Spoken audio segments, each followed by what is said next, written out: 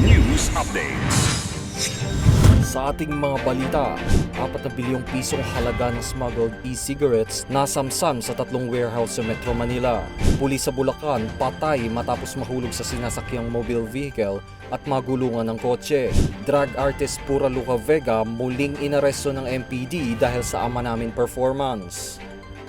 Ako po si Cesar Soriano, kasama ang buong puwersa ng Kidlat News Channel para ihatid ang nangungunang mga balita sa buong kapuluan ngayon. Nasabat ng Bureau of Customs o BOC ang tinatayang nasa 4 na bilyong pisong halaga ng smuggled e-cigarettes sa 3 warehouse sa Metro Manila. Magkakasabay na sinalakay ng mga tauhan ng BOC ang mga bodega sa Quezon City, Malabon at Parañaque nitong Huwebes at tumambad sa kanila ang kahong-kahon ng mga hindi rehistradong vape products na galing umano sa bansang China at pagmamayari umano ng Filipino-Chinese. Bunsod nito, pansamantalang ipinasara ng otoridad ang mga bodega habang hinihintay pa ang warrant of seizure and detention upang tuluyan itong maipasara at mahakot ang unregistered e-cigarettes. Inihahanda na rin nila ang pagsasampa ng reklamong paglabag sa anti-smuggling law laban sa mga may-ari ng nasabing bodega. Nasawi ang isang pulis makaraang mahulog sa mobile vehicle at magulungan ng isang sasakyan sa Barangay Balite sa San Miguel, Bulacan. Ang biktima ay kinilalang si Patrolman Edmond John Arenas, 26 na taong gulang, residente ng Barangay Buliran sa Cabanatuan City sa Nueva Ecija.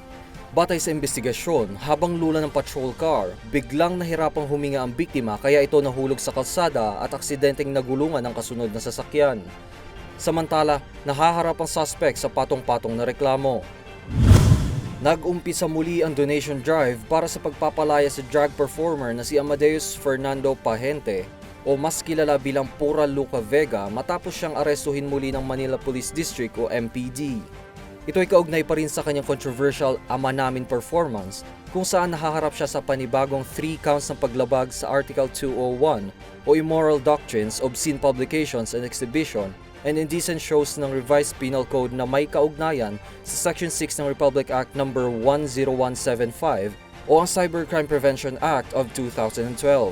Sa pagkakataong ito, 3 simbahan na kaanib ng Philippine for Jesus Movement o PJM ang naghain ng reklamo laban sa drag artist na nakadetine sa Santa Cruz Police Station at may piyansang aabot sa 360,000 pesos ang halaga. Matatanda ang noong Oktubre ng nakaraang taon, inaresto at nakulong si Pura Luca dahil sa paglabag nito sa kaparehong reklamo kaugnay sa nasabing kontrobersyal na video. Para sa Kidlat News Updates, Juan Miguel Soriano nag-uulat. Atin niyo pong natunghayan ang mga headlines sa mga nakalipas na oras. Manatiling nakatutok para sa mga susunod na updates at breaking news. Ako po si Cesar Soriano, kasama niyo sa bawat pagputok ng balita.